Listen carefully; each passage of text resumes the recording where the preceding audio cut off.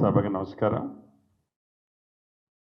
ఈ కార్యక్రమానికి నాతో పాటు హాజరైన గౌరవ ఖమ్మం మున్సిపల్ కమిషనర్ గారికి, గౌరవ మిత్రులు ఐడిసి చైర్మన్ విజయబాబు గారికి, స్వర్ణక్క గారికి, కార్పొరేటర్లకు, గౌరవ అధికారులు చాలామంది వచ్చారు, అధికారులందరికీ, ఈ 3 డివిజన్ల నుంచి వచ్చిన ముఖ్య నాయకులు, ముఖ్యంగా ఈ 3 డివిజన్లలో ఎప్పటి నుంచో కళ ఒక చిన్న ఇల్లు కట్టుకోవాలని, ఆ కళ నెరవేరే దాంట్లో భాగంగా పత్రాలు సేకరించడానికి విచ్చేసిన నా ఆడబిడ్డలకు, మీడియా మిత్రులకు, ప్రతి ఒక్కరికి మనస్ఫూర్తిగా హృదయపూర్వక నమస్కారాలు, వందనాలు.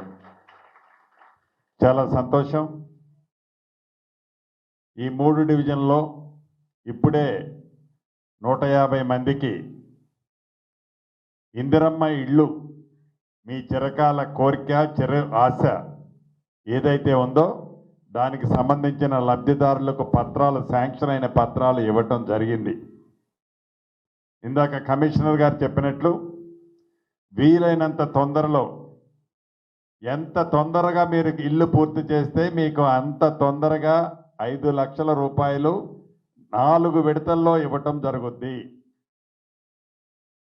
పునాదులు కడితే 1,00,000 రూపాయలు, స్లాబ్ లెవెల్ కడితే మరొక 1,00,000 రూపాయలు, స్లాబ్ వేస్తే 2 లక్షల రూపాయలు, మీరు గృహప్రవేశం చేసేటప్పుడు మరొక 1,00,000, మొత్తము కలిపి 5 లక్షల రూపాయలు ప్రభుత్వ పక్షాన మీకు ఉచితంగానే ఇవ్వటం జరుగుద్ది.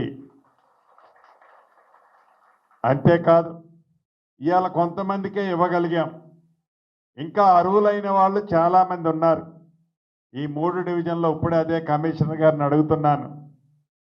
ఎటు చూసినా కూడా చిన్న పూరి గుడిసెలే కనిపిస్తాయి. ఈ 3 డివిజన్లో అత్యధికంగా నిరుపేదలే నివసించుంటారు. ఈ రాబోయే 3 విడతలు ఇంకా మనం ఇస్తాం. ఇప్పుడు ఇచ్చిన దానికంటే మరిన్ని అదనంగా అర్హులైన ప్రతి పేదవాడికి నిస్వార్థంగా, ఏ కమిషను ఎవరికి మీరు రూపాయి ఇవ్వకుండా ఉండే విధంగా అర్హులైన మిగతా నా ఆడబిడ్డలకు కూడా ఇస్తానని ఈ వేదిక ద్వారా మీకు తెలియజేస్తున్నా. మీరేమీ రద్దీ పడద్దు, టెన్షన్ పడద్దు. ఆనాటి 10 సంవత్సరాల్లో ఏదో 4 ఇళ్ళు చూపించి ఇటువంటి మీకు ఇస్తానని మాయమాటలు చెప్పే ప్రభుత్వం కాదు ఇది. ఇస్తాను అన్న ప్రతి కార్యక్రమాన్ని ఒకరోజు వెనక ముందు కావచ్చు, తప్పకుండా ఇచ్చి తీరుద్ది. గౌరవ ముఖ్యమంత్రి రేవంత్ రెడ్డి గారి నాయకత్వంలోని మన ప్రభుత్వం.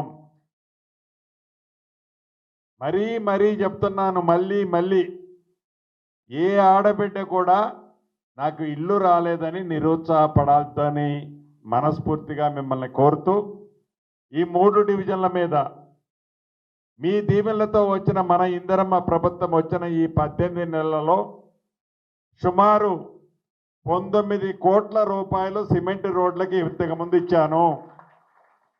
ఇప్పుడే 1 కోటి 2 డివిజన్లో శంకుస్థాపనలు చేసుకున్నాం. ఇంకా ఒక్కొక్క కోటి రూపాయలు ఒక్కొక్క డివిజన్కి టెండర్ల స్టేజ్లో ఉన్నాయి. అంటే ఈ మొత్తం కలిపితే సుమారు 23-24 కోట్లు మీరు ఈ ప్రభుత్వాన్ని ఎన్నుకున్న ఈ 18 నెలలలో మీ ఇళ్ల ముందు సిమెంట్ డ్రైన్లు కానీ, సిమెంట్ రోడ్లు కానీ వేసిన ప్రభుత్వం ఈ ప్రభుత్వం. ఆనాడు 10 సంవత్సరాల్లో కనీసం ఒక్కొక్క డివిజన్కి 1 కోటి రూపాయలు కూడా ప్రభుత్వం ఇవ్వలేదు. ఈ 18 నెలల్లోనే మీకు 22-23 కోట్లు ఇచ్చాం. రాబోయే రోజుల్లో 100కి 100% అన్ని ఇళ్ల ముందు రోడ్లు, డ్రైన్లు కట్టే బాధ్యత కూడా మన ప్రభుత్వానిదే. కాబట్టి ఏ ఆడబిడ్డ నాకు ఇల్లు రాలేదనో, నా ఇంటి ముందు రోడ్డు వేయలేదనో, కమిషనర్ గారు నేను ఒక 10 నిమిషాలు మీకంటే ముందు వచ్చాను, ఎక్కువ మంది సిమెంట్ రోడ్లు ఇళ్ళు అడుగుతున్నారు సార్ అని చెప్పారు. నిజం, వాళ్ళు అడిగే దాంట్లో నిజముంది. 10 సంవత్సరాల్లో సంవత్సరానికి ఇంతెంత వేసినా ఇప్పటికి అన్నీ పూర్తయ్యాయి. వాళ్ళు వదిలేశారు. వదిలేసిన దాన్ని మనం వదిలేయలేము. పేదోడి కష్టం తెలిసిన ప్రభుత్వం, పేదోడి బాధ తెలిసిన ప్రభుత్వం, పేదోడికి అండగా ఉండే ప్రభుత్వం కాబట్టి ఇళ్ళు కానీ అదే రకంగా రోడ్లు కానీ వేసే బాధ్యత మీ ఇంటి పెద్ద కొడుకుగా నాదే. వీటితో పాటుగా మీ దీవెనలతో వచ్చిన మన ప్రభుత్వం వచ్చిన తర్వాత మీకు ఏమేమి ఇస్తున్నానో ఒక్కసారి మీకు చెప్పాల్సిన బాధ్యత నా మీద ఉంది. ఏడు నుంచి పోయిన తర్వాత మీ ఇంటికి ఆ పక్కన ఉండే పుల్లమ్మతో, ఇంటి అనుకుండే ఎంకక్కతో, పక్కింట్లో ఉండే రాములక్కతో కూడా మీరు చెప్పాలి. ఈ ప్రభుత్వం వచ్చిన తర్వాత 200 యూనిట్లు ఉచిత కరెంట్ ఇచ్చిన ప్రభుత్వం మన ప్రభుత్వం. 500కి గ్యాస్ ముద్దిస్తున్న ప్రభుత్వం మన ప్రభుత్వం. నీ పిల్లోడు హాస్టల్లో చదువుతుంటే అంతకు ముందిచ్చే మెస్ ఛార్జీల కంటే 40% అదనంగా ఇస్తున్న ప్రభుత్వం మీరెన్నుకున్న ప్రభుత్వం. ఆడపిల్ల చదువుకుంటే కాస్మెటిక్ ఛార్జీలు 200% పెంచిన ప్రభుత్వం మీ ప్రభుత్వం. ఉగాది నుంచి పెద్దోళ్ళు తినే సన్న బియ్యాన్ని ఇచ్చిన ప్రభుత్వం నీ కష్టంతో వచ్చిన ఈ ప్రభుత్వం. 3 నెలల బియ్యం మొన్ననే ఇచ్చాం. అంతేకాదు అర్హులైన చాలా మందికి 10 సంవత్సరాలలో రేషన్ కార్డే ఇయ్యకపోతే, రేషన్ కార్డు ఉండి కూడా ఇంటికి కొత్త కోడలు వచ్చినా, ఇంట్లో బిడ్డ పుట్టినా ఆ పేరు ఎక్కించకపోతే వాటిని ఎక్కిస్తున్నాం. కొత్త రేషన్ కార్డు అర్హులైన వాళ్ళందరికీ ఇస్తున్నాం.